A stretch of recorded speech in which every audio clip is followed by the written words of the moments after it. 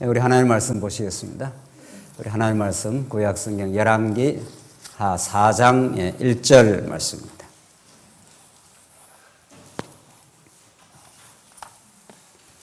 열왕기 하 4장 1절 말씀입니다. 찾으신 줄 알고 봉독 드리겠습니다. 열왕기 하 4장 1절입니다. 선지자의 제자들의 아내 중에 한 여인이 엘리사에게 부르짖어 이르되 당신의 종 나의 남편이 이미 죽었는데 당신의 종이 여호와를 경외하는 줄은 당신이 아시는 바니이다. 이제 빚준 사람이 와서 나의 두 아이를 데려가 그의 종을 삼고자 하나이다 하니 엘리사가 그에게 이르되 내가 너희를 위하여 어떻게 하랴? 내 집에 무엇이 있는지 내게 말하라. 그가 이르되 계집종의 집에 기름 한 그릇 외에는 아무것도 없나이다 하니 이르되 너는 밖에 나가서 모든 이웃에게 그릇을 빌리라. 빈 그릇을 빌리되 조금 빌리지 말고 너는 내 두 아들과 함께 들어가서 문을 닫고 그 모든 그릇에 기름을 부어서 차는 대로 옮겨 놓으라 하니라. 여인이 물러가서 그의 두 아들과 함께 문을 닫은 후에 그들은 그릇을 그에게로 가져오고 그는 부었더니 그릇에 다 찬지라. 여인이 아들에게 이르되 또 그릇을 내게로 가져오라 하니 아들이 이르되 다른 그릇이 없나이다 하니 기름이 곧 그쳤더라. 그 여인이 하나님의 사람에게 나아가서 말하니 그가 이르되 너는 가서 기름을 팔아 빚을 갚고 남은 것으로 너와 내 두 아들이 생활하라 하였더라. 7절까지 우선 봉독 드렸습니다. 구약 역사를 섭리해 가시는 하나님의 그 섭리 경륜의 그 원리가 있습니다. 하나님은 아무렇게나 이렇게 역사를 주도하고 다스려 가시는 것이 아니라 구약에는 하나님께서 이제 언약의 역사, 구약적 하나님 나라를 이루어 가실 때 먼저 선지자를 통해서 하나님께서 하나님의 뜻을 그들에게 전달해 주시고 하나님의 능력이 얼마나 많으신지 그분이 얼마나 자비하신 분이신지를 먼저 알려주시는 작업을 먼저 하십니다. 그것이 선지자 역사인 거지요. 그래서 구약을 우리는 그리스도에 대해서 앞으로 오실 그리스도에 대한 언약이라 했을 때 그리스도란 말이 우리가 잘 알고 있는 대로 기름 부음 받은 자 이런 뜻 아닙니까? 구약의 기름 부음 받은 자는 먼저 선지자들이 기름을 부음 받았고 그다음 이제 제사장 이제 마지막 왕 이런 자들을 하나님께서 기름을 부어서 하나님이 구약 역사를 섭리하시는 도구로 하나님의 섭리의 도구로 그렇게 삼으신 겁니다. 그 중에 이제 선지자 역할이라는 것이 얼마나 중요한지 사도 바울은 오늘 신약 교회가 사도와 선지자의 터 위에 이 신약 교회가 세워졌다 이렇게 말을 합니다. 자, 그렇다면 우리의 관심사는 도대체 왜 하나님께서 먼저 선지자를 통해서 구약 역사를 섭리하시는가? 선지자는 얼마나 중요한 역할을 하는가? 선지자 중에 진짜 선지자로 오실 그 예수 그리스도는 우리에게 얼마나 중요한 복음의 내용인가? 그 선지자를 통해서 하나님 살아계시고 그 위대한 속성을 우리에게 가르쳐 주시는 분이신데 만약에 우리가 이제 구약 성경을 쭉 읽어 나가는데 오늘 이제 계속 엘리사 선지자가 나오지 않습니까? 오늘 이 본문이 4장 전체가 4가지의 이제 그 표적을 행하는 내용인데 이제 엘리사 선지자의 이제 눈부신 활약이 이제 드러나는 게 이제 4장, 5장, 6장, 7장 계속 나옵니다. 이미 이전에 이 엘리사 선지자 이전에 엘리야 선지자가 나타나서 바알 숭배로 특징 지어져 있는 배역의 시대입니다. 이런 폐역이 없습니다. 하나님이 정말 애굽에서 종살이하던 이스라엘 백성들을 에스겔 표현대로 말하면 피부치 같은 그 아이를 건져내 가지고 광야에서 보호하시고 정말 하늘의 만나로 먹이시고 불뱀과 정갈이 있는 땅에서 그 대적들이 우글거리는 땅에서 보호하여 그들을 용서했습니다.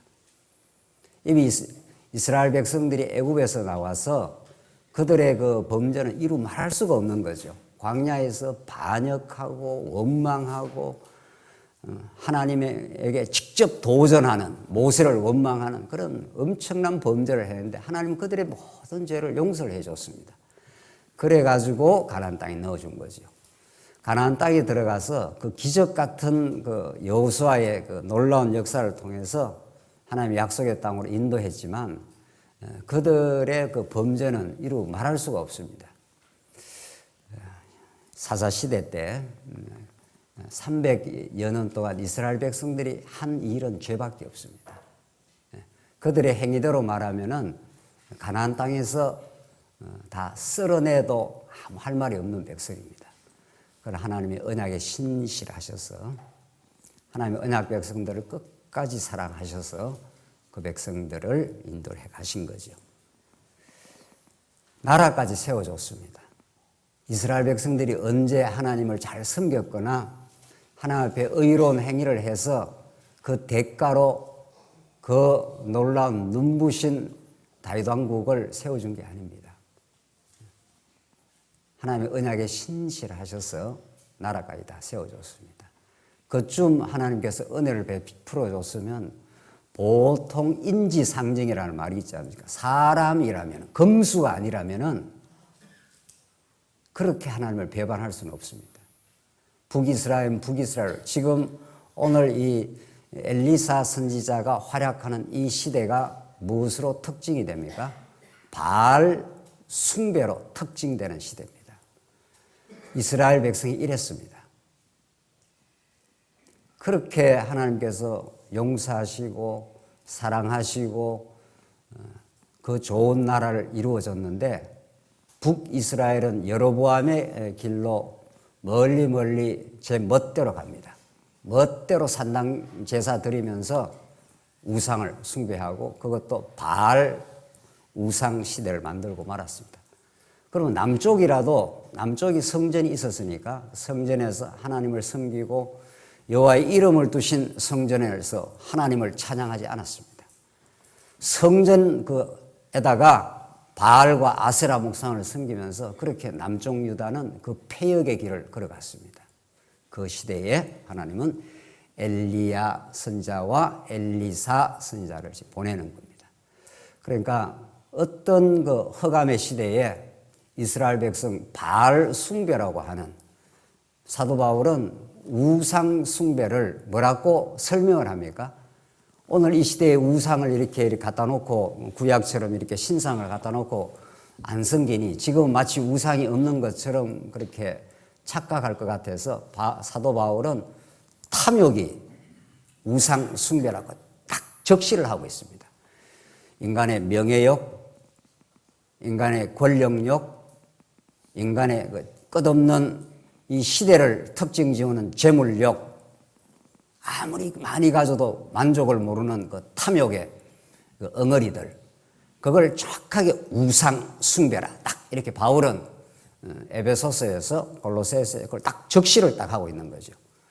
그런 시대입니다. 구약이 그런 탐욕과 우상 숭배로 점철된 시대에 하나님께서 엘리야 선지자를 보내어서 그들을 심판하십니다. 바알 선지자 450명을 다 초청해가지고 엘리야 한 사람이 여호와의 이름으로 그 시대를 심판하시는 그 놀라운 역사를 행하면서 너희들이 그 행위대로 말하면은 다 쓸어버려도 아무 할 말 없는 백성들이라고. 그렇게 북이스라엘에 대해서 이제 엘리야 선지자를 통해서 이제 교훈을 하시고 있는 중이죠. 표적으로 특별히 이제 여러 표적을 행했지 않습니까? 여러 표적으로 행하고 예언으로도 가르쳐 주시고 저주로도 가르쳐 주시고 오늘 이제 엘리사로 이어진 겁니다. 엘리사 시대로 이어져서 그 시대를 물이 썩어서 열매를 맺을 수 없는 시대로 딱 엘리사가 규정을 합니다. 아무리 아합과 그 이후에 이어지는 왕들이 바알을 섬기고 자기들이 잘 통치하는 행복한 나라를 이루려 해도 하나님께 물을 썩게 만들어 버리면 다 죽음입니다. 그러니까 선지자는 우리 이후에 이제 본격적으로 이사야, 예레미야, 에스겔, 다니엘 이런 선지자들이 전부 전반부는 이스라엘 백성들의 죄악을 고발하면서 죽음이라는 걸 선언하는 거죠. 죄악대로 다 하나님께서 흩어버리겠다, 뽑아버리겠다, 이런 내용 아니에요. 그러니까 그 행위대로 말하면 선지서 모든 이사야, 예레미야, 에스겔, 다니엘 때리시겠다, 그래서 다 멸망시켜버리겠다, 이런 앞부분만 있으면 이스라엘 백성들은 완전 멸절입니다. 만약에 앞부분만 있으면.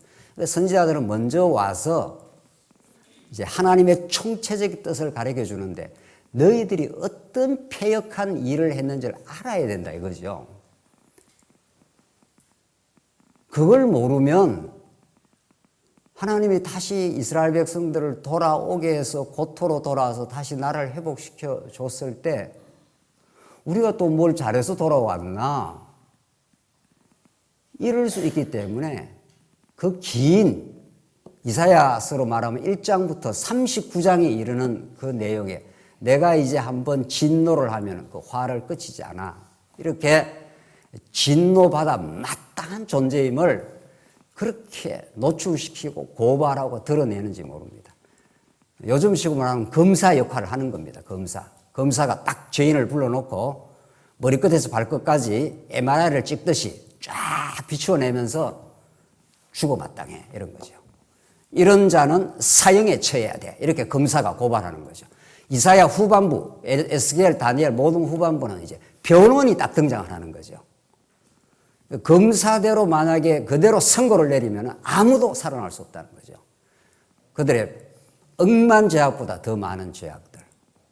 그 시대에 하나님이 엘리야와 엘리사를 보내는 겁니다. 검사의 고발이 왼쪽에 등장하는 다음에 이제 변호사의 변호 작업이 오른쪽에 등장하는 거죠. 요한 1서에서 예수님이 우리의 대언자라, 변호사라 이런 뜻입니다. 예수님이 내가 죽어 이 백성을 살려주시옵소서 이렇게 그냥 말로 변호한 게 아니라 온몸을 던져서 우리 찬양대가 찬양한 대로 그 고귀한 피를 십자가에서 흘리심으로 그 선혈을 낭자하게 흘리심으로 죽었던 우리를 살려내시고 이런 거죠. 그래서 우리를 한없이 변호를 해주시는 분입니다. 예수 그리스도의 그 대언의 역사, 변호의 역사, 온몸으로 가로막고 내 자식 살려달라고 이렇게 의미가 판사 앞에 나가서 그렇게 부둥켜 안고 하듯이 예수님은 그렇게 하신 거죠. 그게 선지자의 역할이었습니다. 그러니까 선지자는 와서 이 백성들이 어떤 존재인지를 이제 밝혀내는 거죠. 그게 오늘 이 4장의 4가지 표적에서 그 여러 가지 사건을 통해서 이제 아주 시청각적으로 보여주는 겁니다. 그걸 첫 번째 표적이 우리가 읽은 대로 이제 남편이 죽고 아들이 있는데 두 아들이 남은 이 과부의 형편입니다. 그런데 이 집이 남편이 죽으면서 엄청난 빚을 많이 졌습니다. 이 빚독촉이라는 게 무서운 거란 말이죠.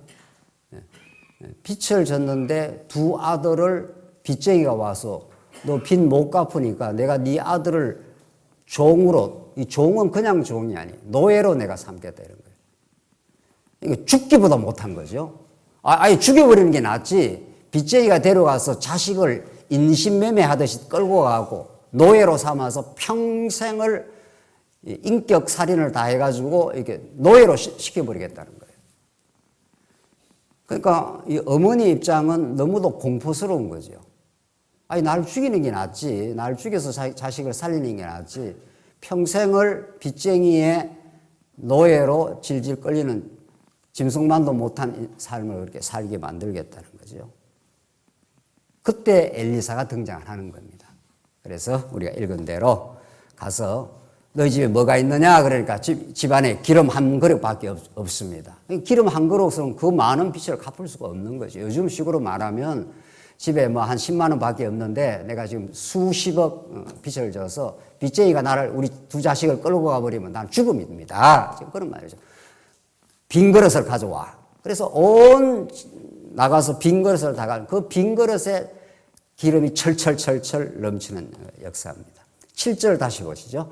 그 여인이 하나님의 사람에게 나아가서 말하니 그가 이르되 너는 가서 기름을 팔아 빚을 갚고 그러지 않습니까? 그러니까 빈 그릇을 막 가져오라 해서 빈 그릇을 온 집에다 갖다 놨는데 이 기름 하나밖에, 기름병 하나밖에 없는, 그러니까 완전히 다 탕진해버린 자식을 그 무서운 노예로 팔아야 하는, 죽기보다 더 가공할 공포스러운 그런 어려움. 내가 그냥 잡혀가는 게 좋지, 두 아들을, 자, 상상을 해봅시다. 여러분과 저에게 두 아들이 있다 칩시다. 두 아들을 지금 인신매매범이 와가지고 어디로 끌려갈지 모르는 그 노예로, 아프리카로 어디로 가서 평생을 노예 생활을 시켜버리고 말겠다, 이런 뜻입니다. 그보다 더 가공스러울 수 있는 거죠. 그러면 사는 게 아닌 거죠, 부모는. 그런 지금 장면을 지금 하나님께서 보여주시는 겁니다. 바알 숭배라고 하는 이 시대, 그 당시 이 역사의 시대는, 그 시대는 자비와 긍휼이 다 사라진 시대, 탐욕으로 가득 찬 시대, 아무리 가져도 행복하지 않는 시대, 탐욕의 그 우상에 사로잡힌 죽음의 시대, 이런 걸 지금 상징해 주고 있는 거죠. 그래서 이 율법이 등장해서 율법이 우리를 고소하기 시작하면은 아무도 살아날 수 없는, 그래서 율법 아래에 채무정서라 그러지 않습니까? 너 이런 죄를 지었어. 그러니까 율법이 우리를 딱 그 채무정서를 갖다 대면은 우리는 그 빛에 눌려갖고 노예로 끌려가든지 죽어야 되는 거죠. 그리고 구약의 모세 율법의 그 채무정서입니다. 그게. 그걸 지금 보여주고 있는 거죠. 그런 그 영적 죄악으로 말미암아 엄청난 죄악의 짐을 져버렸기 때문에 그 죄악의 짐을 풀 수가 없습니다. 두 자식을 노예로 팔아야만 해결이 되는 이런 바알 숭배의 어두운 시대, 그걸 상징하는 거죠. 그런데 엘리야가 와서 기름이 철철철철철 온 집에 기름이 넘쳤습니다. 너는 가서 기름을 팔아 빚을 갚고 남은 것으로 너와 내 두 아들이 생활하라 하였더라. 이게 신명기의 모든 구약 율법에 나오는 이 자비의 법입니다. 이게 한편으로는 율법이 등장해서 율법 안 지키면 너 죽어, 죄의 빚 아래에서 다 죽어 마땅해. 그러나 한편으로는 신명기에 정죄와 사죄의 법이 같이 들어있는 거니까 한편으로는 그 모든 걸 탕감해주는 이 희년의 탕감법이라는 게 있잖아요. 아무리 죄를 많이 짓고 빚을 많이 져도 하나님이 때가 되면 그 모든 걸 탕감을 해보겠다. 그러니까 모든 선지자는, 구약에 나타나는 모든 선지자는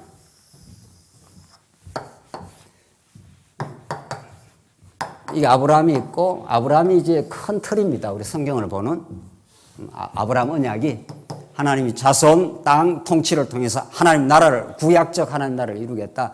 근데 하나님께서 이 아브라함의 자손들을 애굽으로 집어넣어 가지고 건져내지 않습니까? 그래서 모세에게 그 많은 그 율법을 줬습니다. 너희들이 율법 10계명으로 말하면 다 죽는 거지. 그러나 내가 성막의 제도, 그 많은 살리는 법을 줍니다.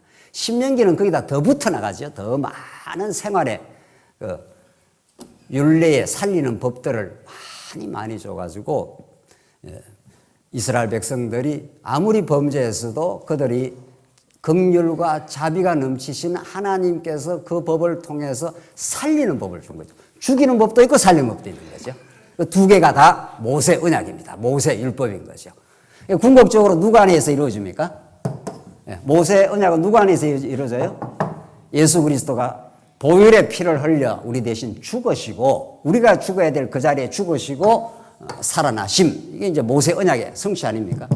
그러니까 이게 모세 언약이 그렇게 중요한 건데, 이제 아브라함 언약은 큰 틀이고 가장 대전제고, 그걸 통해서 하나님을 가르쳐 주기 위해서 모세 언약. 모든 구약의 선지자들은 여기 나오는 엘리사 선지자, 그 다음에 이제 나라가 쪼개져서 이제 등장하는 이사야, 예레미야, 에스겔, 다니엘, 이 사람들은 전부 뭐를 근거로 하는 겁니까? 전부 뭐를 잘 알고 있습니까? 모세 언약입니다. 전부 모세 언약에 근거해서 너희들을 때리시고 싸매 죽였다. 지금 그 말을 하고 있는 거죠. 자, 그래서 7절에 우리가 봉독 읽은 대로 그 여인이 얼마나 마음에 안도를 느끼겠습니까? 이 생떼 같은 이 두 자식, 눈에 넣어도 아프지 않을 이 두 자식이 어디로 팔려갈지도 모르는 노예로 팔려가서 빚쟁이한테 평생을 그 빚을 갚을 때까지 무슨 수로 갚겠냐고요. 죽음인 거죠. 그런 죽음에서 엘리사 선지자가 등장해서 그 하늘의 뜻을 모세 언약에 근거한 여호와 하나님의 그 거룩한 뜻을 이제 가르쳐 주는 거죠. 기름병을 가져와. 기름병을 갖다 놓으니까 기름병마다 기름이 철철철철 넘치게 들어가는 거죠. 그래서 그걸 팔아서 빚을 갚아. 이런 거죠. 여러분과 제가 갚을 수 없는 그 억만 죄악보다 더 많은 죄들. 그 죄값대로 말하면은 영원히 죄의 빛에 걸머지고 죽어 마땅한 우리들에게 기름병에 철철 넘치는 기름병을 통해서 우리를 용서하시고 사랑하시고 가서 빚을 갚고 남은 것으로 너와 내 두 아들을 생활하라 하였더라. 이건 뭐 놀라운 구약적 복음이에요. 이것을 뭐 두말할 나위 없이 예수 그리스도가 우리에게 이루어 주시는 장면인 거죠. 그러니까 구약은 이런 방식으로, 신약은 또 신약의 방식으로 그리스도를 통해 드러나시는 하나님의 그 긍휼과 자비를 현장에서 가늠하다 잡혀온 여인이라고 하는 그 사건을 통해서 아주 유사하게 보여주잖아요. 저 어떻게 할까요? 율법으로 하면, 모세 율법으로 하면 죽여버려야 되는데 돌로 좀 칠까요? 이렇게 나온 거죠. 죄 없는 자 쳐. 이렇게 나오잖아요. 예수님. 죄 없는 자 한번 쳐봐. 지금 벌벌벌벌 떨고 있는 거 아니에요. 실제로 돌로 쳐 죽였습니다. 그걸 한 번 더 재현을 하는 거죠. 예수님 앞에 와서 지금 율법주의자들이 와서 어떻게 할까요? 모세 율법의 현장에서 가늠하다 잡히면 돌로 치라고 했는데 이렇게 나오는 거죠. 한번 쳐봐. 아무도 없더냐? 그러니까 아무도 없습니다. 벌벌벌벌 떨고 있는 거죠. 나도 너를 정죄하지 아니하노니 가서 다시는 이제 죄를 짓지 마. 이게 예수님이 하시는 그 복음적 드러내심입니다. 오늘 이 엘리사는 바알 우상으로 점철되어 있는 흑암의 시대, 죄로 가득 차 있는 시대, 죄가 죄인지도 모르는 시대, 이 시대에 하늘 선지자 엘리사를 보내가지고 너희들의 상태가 이런 상태야. 죽음이야. 빛에 짓눌려서 죽어야 돼. 이런 거죠. 거기서 내가 해방자 여호와 하나님을 지금 가르쳐 주는 거죠. 8절부터 이제 두 번째 전개되는 사건인데, 이 수넴 여인이 남편이 나이가 많아서 아이를 낳을 수 없습니다. 구약에는 언제나 그 아이를 기적적으로 낳게 하는 일을 통해서 하나님의 언약의 하나님, 신실하신 하나님, 전능의 하나님을 이제 드러낸 거죠. 사라도 마찬가지고, 아브라함과 사라도 99세, 사라가 90세까지 하나님께서 못 낳게 자꾸 끌고 가지 않습니까? 한나도 마찬가지고, 하나님이 자손 언약을 통한 하나님의 언약적 신실함과 그 무한한 능력을 드러낼 때 그걸 가르쳐주는 방법이 아이를 못 낳게 불임의 상태로 만들었다가, 불임이라는 건 생산 능력이 없다 이런 뜻이죠. 그랬다가 하나님의 능력으로 이제 아이를 낳게 하는 거죠. 이는 엄청난 상징적인 의미를 갖고 있는 거죠. 복음적인 상징. 그러니까 죄악된 인생은 스스로 생명을 산출할 수 없다 이런 뜻입니다. 구약에는 아이를 낳을 수 없다 이런 뜻이지만, 영적으로 그리스도와 연결해서 영적인 의미로 보면은 우리 스스로는 생명 산출이 불가능하다 이런 뜻입니다. 죽음의 존재이기 때문에 죽음은 죽음만을 낳는 거죠. 거기에서 아이를 탄생시키는 것, 자손 언약이지 않습니까? 자손 언약의 성취라는 것은 그래서 또 자손을 낳고 또 낳고 또 낳고 마태복음에서 계속 낳고의 그 시리즈는 하나님만이 생명의 주관자. 우리 타락한 인간은 죽음의 노예이기 때문에 스스로 생명과 빛을 만들어낼 수 없다. 그걸 보여주는 거예요. 오늘 이 사건, 수넴 여인 사건도 마찬가지. 수넴 여인이, 제가 다 읽지 않겠습니다. 수넴 여인이 엘리사를 얼마나 공경하는지 모릅니다. 엘리사가 잘 쉴 수 있는 공간도 만들어주고 세심하게 배려를 합니다. 엘리사가 묻습니다. 너 나한테 뭐 무엇을 구할 것이 있느냐? 그래. 아무것도 없습니다. 나는 내 백성 가운데 잘 지내고 있습니다. 수넴 여인이 엘리사한테 무슨 대가를 바라고 엘리사를 공경하지 않았습니다. 그러니까 엘리사가 그 심정을 딱 캐치를 했습니다. 본문에 다 나오는 건데 14절로 한가 보죠. 엘리사가 이르되 그러면 그를 위하여 무엇을 하여야 할까 하니 게하시가 대답하되 참으로 이 여인은 아들이 없고 그 남편은 늙었나이다 하니 이렇게 돼 있어요. 그러니까 수넴 여인이라는 자가 아주 이렇게 귀한 여인이라고 성경이 표현을 합니다. 아주 한 귀한 여인이 있는데 집도 좀 넉넉했던 걸로 보여집니다. 그래서 엘리사가 그 시대에 잘 거할 수 있는 이렇게 집도 하나 지어주고 아주 이렇게 대접을 공경을 잘했다 이런 뜻입니다. 그러니까 엘리사가 참 보고 너 뭐 구할 것이 없느냐 그러니까 나는 내 백성 중에 거하는 존재이기 때문에 내가 뭐 부족함이 없습니다. 이렇게 아주 그 하나님 앞에 이렇게 살아가는 사람입니다. 그런데 이제 뭐가 하나가 부족한 게 있는 거죠. 그러니까 그 사환이 있던 게하시한테 물었단 말이에요. 뭐 좀 부족한 게 없냐 그러니까. 그래서 14절에 이제 나오는 이야기입니다. 엘리사가 이르되 그러면 그를 위하여 무엇을 해야 할까 하니 게하시가 대답하되 참으로 이 여인은 아들이 없고 그 남편은 어떻게 해요? 늙었네. 이게 하나님께서 당신의 능력과 은혜와 그 언약적 신실함을 드러내게 하는 하나님의 장치를 그렇게 만들어 놓는 거죠. 하나님의 능력을 보여주려면 인간이 뭘 할 수 없는 상황으로 만들어 버리지 않습니까? 그러니까 남편이 나이가 많고 아이는 없다는 거예요. 그러니까 남편이 아이를 만들 수가 없는 거죠. 그런데 16절 가봅시다.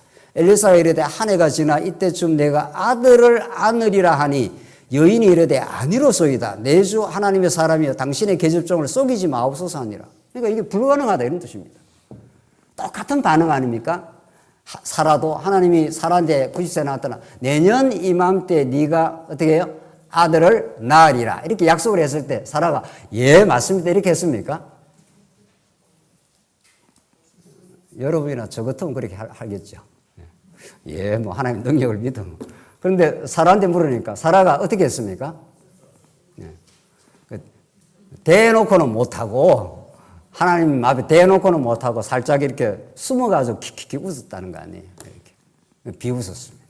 그래서 이삭이라는 이름이 비웃음입니다. 너는 내 능력을 비웃어도 이런 거죠.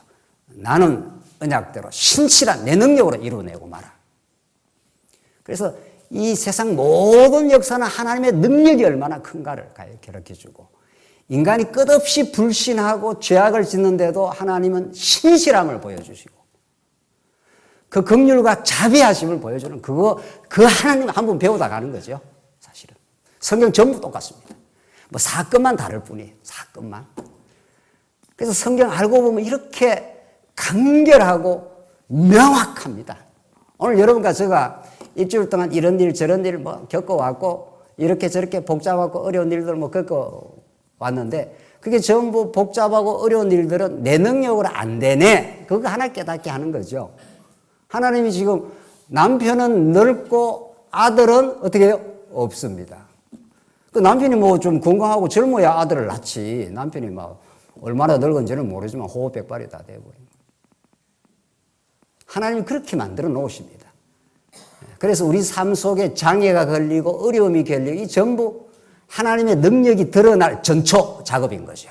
드디어 새벽에 여명의 불빛이 저 멀리서 등장하기 전에는 캄캄한 어둠을 주시고 우리 스스로 어둠에서 극복 불가능하다는 걸 깨닫게 하시고 선지자를 보내는 것은 너희들이 어둠이었다는 걸 가르쳐 주시고 그렇게 되는 거예요. 아들 없음. 뭐 요즘에 아들 없으면 딸 놓으면 되고 딸도 못 놓으면 막 그냥 살아도 문제 없는 겁니다. 구약하고 신약이 지금 다른 겁니다. 구약의 아들 없음 이런 말이 무슨 말입니까? 저주 이런 겁니다. 구약은. 지금 신약하고 달라요. 구약에는 아들로 계속 언약이 개성되는 시대이기 때문에 아들 없음 자체가 저주요 삶의 절망을 가르쳐 주는 겁니다. 그렇게 하나님 만들어 놓고 아들 낳게 만들어 주겠다 이러는 거죠. 그러니까 지금 똑같은 메시지예요. 하나님께서 이 어두운 시대에 하나님의 하늘 선지자를 이렇게 보내가지고 하늘 선지자로서 빛에 짓눌려서 죽게 될 두 아들을 기름병이 철철 넘치는 사건을 통해서 그 무거운 빛의 무게로부터 살려내겠다, 구속해내겠다 이런 거죠. 죄의 짐에서 구속해내겠다. 오늘 두 번째는 아들 없는 절망적인 수냄 여인. 모든 게 다 갖추어져 있는 사람이 수냄 여인입니다. 그러니까 엘리사한테 집도 하나 지어주고 모든 게 풍요롭습니다. 또 마음 씀씀이 아주 좋아요. 네. 너 뭐 구할 거 없나 그러니까 나는 내 백성 중에 이렇게 거해서 아무 문제 없습니다. 그러나 아들이 없는 거죠. 17절 여인이 과연 잉태하여 한 해가 지나 이때쯤에 엘리사가 여인에게 말한 대로 아들을 어떻게 해요? 낳았더라. 이 기적이 일어나는 겁니다. 이 하나님의 능력이 드러나는 거죠. 하나님의 능력들 중에 능력입니다. 정말 이 우주를 지금도 마음대로 이렇게 운행을 하시는 분이에요. 감히 우리가 그 하나님 앞에서 내가 이렇게 하겠다 저렇게 하겠다 이런 말이 가능이나 하겠습니까? 하나님이 이렇게 하시면 그렇게 따라가는 거 저렇게 하시면 저렇게 되는 겁니다. 이 순종을 하나님 만들고 내고야 마시는데 과연 잉태하여 이건 도저히 나을 수 없는 불가능한 상황 속에서 도저히 바랄 수 없는 중에 하나님께서 하셨다고 로마서에서 그렇게 표현을 하잖아요. 사라가 아이를 낳는 사건을 도저히 바랄 수 없는 중에 하나님이 역사를 하신다고. 그런데 20절로 가봅시다. 기구한 역사가 일어납니다. 20절. 곧 어머니에게로 데려갔더니 이제 아이를 낳았다는 거 아니에요. 아이를 낳았는데 아이가 갑자기 머리가 아이고 내 머리야 하면서 머리가 두통이 생겼습니다. 그래서 어머니한테 데려갔더니 나까지 어머니의 무릎에 앉아 있다가 어떻게 해요? 죽은지라. 이건 또 무슨 일이에요, 세상에. 이런 걸 병 주고 약 주고 약 줬다가 또 병 주고 뭐 이러는 거죠. 하나님 하시는 일은 참 우리의 이성적 예측이나 기대하고는 너무 안 맞는 겁니다. 안 맞아야 되는 거죠, 사실은. 뭐 내가 생각한 대로 하나님이 딱딱 움직여주면 누가 하나님입니까? 내가 주인이고 하나님이 내 종이죠. 뭐 내가 생각한 대로 착착착착 이렇게 되면 오늘날 기도는 상당히 그런 게 많아요. 내가 지금 답답하니 하나님 내 답답함을 풀어달라는 거 아니에요. 하나님 그렇게 하시는 게 하나님 우리에게 답답함을 주시고 내 힘으로는 안 되게 하시고 하나님의 능력과 은혜와 그 뜻만을 기대하고 기도하고 하나님 앞에 순종의 과정을 거쳐서 하나님이 이루시는 거죠. 그래서 이거 먼저 달라고 하지도 않은 아들 덜렁 줘갖고 너무도 뭐 행복한 아들 낳음이라고 하는 구약적 축복 말이죠. 저주에서 벗어난 이런 놀라운 삶을 허락하신 하나님이 애가 갑자기 머리야 내 머리야 좀 아프더니만 죽어버렸습니다. 이런 청천벽력이 어디 있습니까? 아예 뭐 아들 없이 사는 게 더 낫지. 이런 걸 줬다가 뭐 한다는 겁니까? 빼앗는다는 거 아닙니까? 이 수냄 여인이 아주 대단합니다. 이 사건을 딱 겪고 아주 저돌적으로 엘리사에게 다가갑니다. 한번 보십시다. 가서 이제 엘리사한테 아주 단도직입적으로 이제 나아가서 26절로 한번 봅시다. 너는 달려가서 그를 맞아 이르기를 너는 평안하냐 내 남편이 평안하냐 아이가 평안하냐 하라 하였더니 여인이 대답하되 평안하다 하고 아주 직설적으로 나갑니다. 27절 산에 이르러 하나님의 사람에게로 나아가서 그 발을 아는지라 게하시가 가까이 와서 그를 물리치고자 하며 하나님의 사람이 이르되 가만두라 그의 영혼이 괴로워하지만은 여호와께서 내게 숨기시고 이르지 아니하셨도다 하니라. 여인이 이르되 내가 내 주께 아들을 구하더이까 나를 속이지 말라고 내가 말하지 아니하더이까 하면서 엘리사한테 막 이제 밀어붙이는 겁니다. 언제 내한테 내가 아들을 달라 했습니까? 오히려 나를 속이지 말라 했지 않았습니까? 지금 내가 아들 낳을 형편이 아닙니다. 근데 당신이 아들을 준다고 해서 내 아들을 얻었는데 이 아들이 죽어버렸습니다. 이런 말이죠. 이런 섭리를 하나님 하시는 거죠. 자, 이런 모든 이 스토리가 결국은 지금 엘리사 선지자를 통해서 하나님이 얼마나 능력 많으시고 죽음에서 생명을 부여하시는 여호와 하나님이신가. 이 말은 뭐 두말할 나위도 없이 예수 그리스도가 이 아담 타락 이후 모든 인류가 아담을 하나님께서 짓자마자 이 복을 줬지 않습니까? 하나님 나라에 관한 자손 땅 통치라는 이 복을 하나님께서 그 행복한 나라를 주겠다 했는데 행복한 나라는커녕 전부 죄악 가운데 하나님께서 빠뜨려 버렸습니다. 로마서 표현대로 말하면 불순종 가운데 다 집어넣어 가지고 하나님 나라가 아니라 서로가 하나님 자기 나라를 만들겠다고. 문재인 정권은 정권대로 뭐 자유한국당은 자유한국당은 또 나라들마다 다 자기 나라를 건설해 보겠다는 거예요. 해봐 한번 해봐. 이렇게 하나님께서 죄악 가운데 한번 가두어 버렸습니다. 다 이렇게 다 가두어 가지고 갈등과 분쟁, 평화가 없는 나라. 그래서 온 인류가 탐욕 가운데 신음하고 있습니다. 지금 너나 할 것 없이 예수를 만나기 전까지는 예수가 이루어주는 하나님 나라를 경험하기 전에는 만족이 없습니다. 모든 인류가 그냥 어글어글 하는 겁니다. 그냥 눈빛이 평안이 없고 만족이 없습니다. 이걸 어떻게 누가 해결해 주겠냐고. 공자가 해결해 주겠냐고요. 막스가 와서 공산 사회를 만들어서 해결해 주겠냐고요. 아무도 해결해 줄 수 없는 죽음의 세상, 죄와 사망의 법 아래 두셨다고.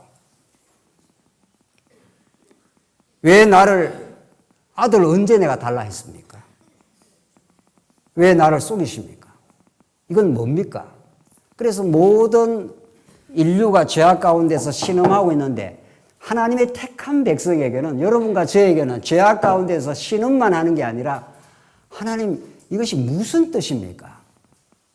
당신이 약속한 나라는 어떻게 이루어지는 겁니까? 이렇게 하나님의 나라를 간절하게 이 땅에 임하기를 이제 기도하라. 이렇게 예수님이 하신 대로. 그 기도를 하나님이 이제 들으시는 거죠. 그래서 게하시가 먼저 가서 엘리사가 하락하는 대로 하니까 애가 안 살아납니다. 이것도 재밌는 사건이에요. 오늘 이게 다 읽기는 너무 길기 때문에 제가 간략하게 설명하는데 사환은 게하시한테 가서 너 그렇게 해봐 하니까 게하시가 엘리사가 가르쳐주는 방법대로 해도 죽은 애가 살아나질 않습니다. 성경이 왜 이걸 보여주실까요? 네. 엘리사만 살려낼 수 있다. 엘리사만 이 시대의 소망이다. 이런 뜻입니다. 다 죽음의 시대, 물이 다 썩어서 못 먹는 그런 시대에 엘리사만이 죽음의 물을 살릴 수가 있고 자식이 빚쟁이가 돼서 죽어가야 되는 그 시대의 빚을 갚을 수 있는 능력이 있고 오늘 죽었던 아들을 다시 살려내는 부활의 생명은 엘리사에게만 있다. 그걸 통해서 가르쳐 주는 거예요. 자, 그거 읽어보십시오. 읽고 이제 전면 결론을 가봐요. 32절. 엘리사가 집에 들어가 보니 아이가 죽었는데 그의 침상에 눕혔는지라. 들어가서는 문을 닫으니 두 사람뿐이라. 엘리사가 여호와께 기도하고 나오잖아요. 아이고 하나님께서 그냥 뭐 살려버리지. 하나님의 엘리사가 하늘의 선지자인데 와서 살려버리지. 그냥 반드시 언약이 이루어질 때, 하나님의 약속이 이루어질 때, 하나님 나라가 건설될 때는 언약대로 하나님이 하시되 무슨 과정을 통과한다고요? 기도의 과정을. 그러니까 기도의 과정을 통과하고 기도하면서 기도라는 건 내가 할 수 없다 이 말 아닙니까? 하나님 이루어 주시옵소서. 이게 정확한 기독교 신앙입니다. 하나님이 언약의 성취자이신 여호와를 믿는 그 과정에 하나님은 내 힘으로는 결코 할 수 없는 죄악, 연약성, 불가능성, 능력 없음, 아들 낳을 수 없음, 낳았던 아들이 죽게 된 이런 말이죠. 아들이 죽어버렸어요. 그래서 이 아들이 소망인데 구약에 생명이고 이게 가치고 이런 건데 아들이 죽어버렸어요. 그래서 게하시가 가서 이렇게 살리려고 해도 안 살아납니다.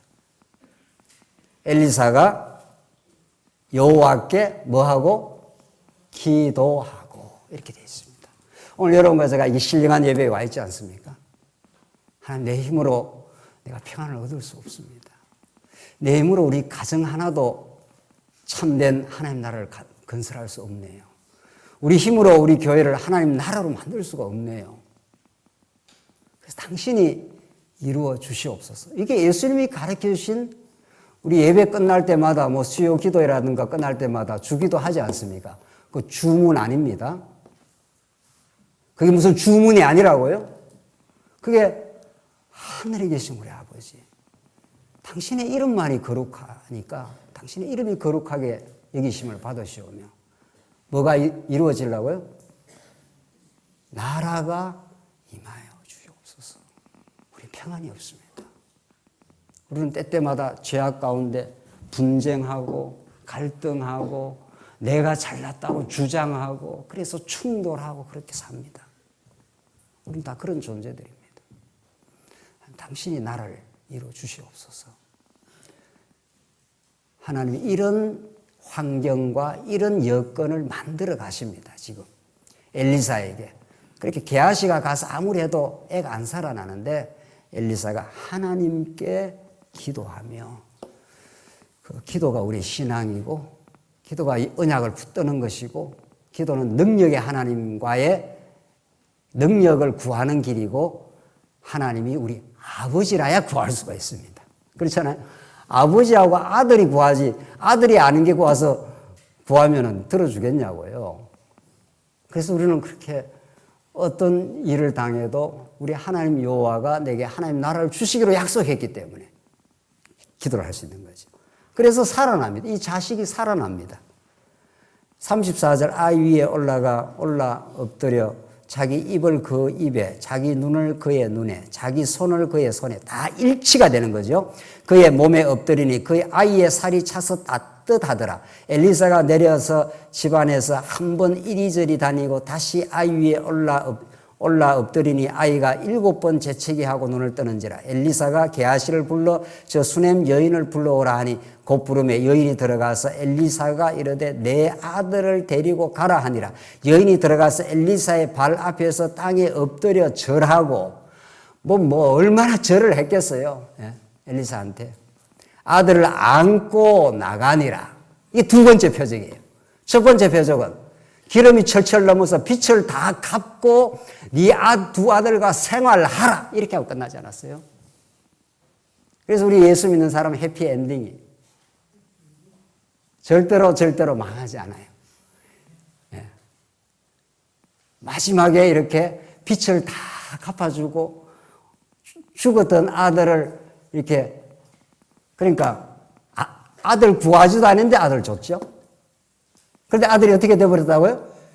죽어버렸네요. 이 기가 막힌 이 현실. 그런데 죽은 이 참담하고 불가능한 현실 속에서 다시 살아나 버렸네요. 하나님이 이렇게 당신의 능력과 당신의 은혜와 당신의 살아계심과 이걸 우리 이렇게 여러분과 제 삶에 날마다 증명을 해주고 계십니다. 오늘 이렇게 여러분과 제가 이렇게 살아서 이렇게 움직이는 거? 살아서 움직이는 게 뭐 그리 대단한 거냐. 그냥 아침에 밥 먹고 나왔는데 그러면 영적으로 너무 둔탁한 거죠. 우리가. 이게 살아있는 거 보통 기적이 아닙니다. 그렇게 하나님 여호와가 죽였다가 살려내십니다. 자, 오늘 이런 상황. 마지막에 엘리사가 국을 끓였는데 국에 죽음의 독이 있습니다. 40절. 이에 퍼다가 무리에게 주어 먹게 하였더니 무리가 국을 먹다가 그들에게 외쳐 이르되 하나님의 사람이여 솥에 죽음의 독이 있나이다. 능히 먹지 못하는지라. 41절. 엘리사가 이르되 그러면 가루를 가져오라 하니 가루를 가져오라. 솥에 던지고 이르되 퍼다가 무리에게 주어 먹게 하라 하며 그 이에 솥 가운데 독이 어떻게 해요? 없어졌더라. 이 시대가 다 죽음의 시대예요. 그래서 죽음을 해독하고 죽음의 시대에 생명을 되살려내고 빛에 찌들린 가문을 새롭게 살리는 역사. 이게 예수가 하는 일이에요. 이 구약에는 선지자가 이렇게 했지만 구약에 북이스라엘과 남쪽 유다의 범죄 상황, 이 죄와 사망의 법 가운데 살아가는 그들이지만 하나님은 엘리사를 통해서 엘리사보다 더욱 우월하신 진짜 선지자. 그러니까 구약에는 선지자, 왕, 제사장을 통해서 하나님이 구약 나라를 지금 이끌어가면서 이 백성들이 특별히 선지자를 통해서 이 백성들이 어떤 처지에 있는지 너희들의 행위대로 말하면 전부 멸절의 상태인지 그러나 하나님의 언약에 신실하기 때문에 아브라함 언약과 맺은 아담 언약과 맺은 언약이 있기 때문에 너희들을 결코 망하게 하지 않아. 다시 돌아와. 다시 너희들이 살아나. 빛에서 다 탕감받게 될 그날이 와. 희년이 돌아온다고. 소망의 날이 온다고. 그래서 예수를 보내겠다고. 예수가 2000년 전에 이 땅에 하나님 나라로 출현하시고 성령을 보내서 지금도 범죄하고 우리가 패역하고 스스로 뭔가 해보려고 애써도 죽음의 독이 들어있는 음식을 먹으며 살 수밖에 없는 우리 인생들에게 죽음의 독이 사라지도록 하시고 우리에게 부활의 권능을 있게 하시고 우리 하나님 나라가 이렇게 지금 살아있다는 걸 깨닫게 하시는 그 생명의 역사를 하나님께서 하십니다. 엘리사보다 더 우월하신 우리 예수 그리스도의 오병이어 기적보다 더 위대한 기적을 하나님께서 행하셔서 내가 하늘로부터 내려온 생명의 떡이다고 진짜 나를 먹고 영원히 너희들은 살게 될 것이라고. 그래서 그 예수를 만나고 예수 안에 생명의 떡을 먹으면 펄펄 살아나는 거죠. 하나님 살아계신다고. 내 모든 상처와 모든 죄악들을 다 갚고도 남음이 있다고. 예수 만난 사람들은 그렇게 되살아나고 그분만을 기도하고 그분의 은혜 속에 살아갑니다. 죽음의 독침을 많이 맞았습니까? 여러분들 이 땅에 살면서 그 사망의 법에서 우리를 생명의 나라로 인도하신 하나님의 역사, 그 놀라운 하나님의 언약 성취는 예수 안에서 성취되고 이미 성령 안에서 죄와 사망의 법에서 생명의 성령의 법으로 너희를 해방시켜버렸다고. 다시는 이 검사가 와서 죄인이라고 고발 못해요.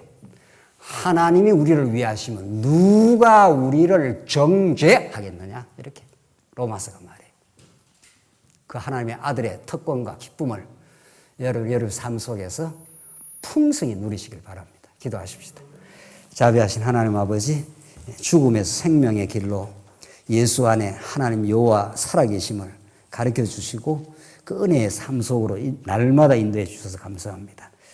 이제 공의의 법 앞에 서면 우리는 죽음의 독을 먹는 부패하고 타락한 인생이었지만 이제는 생명의 길로 부활 생명을 덧입어 우리 하나님 아버지를 모시는 이 기쁨의 삶을 살 수 있어서 너무 감사합니다.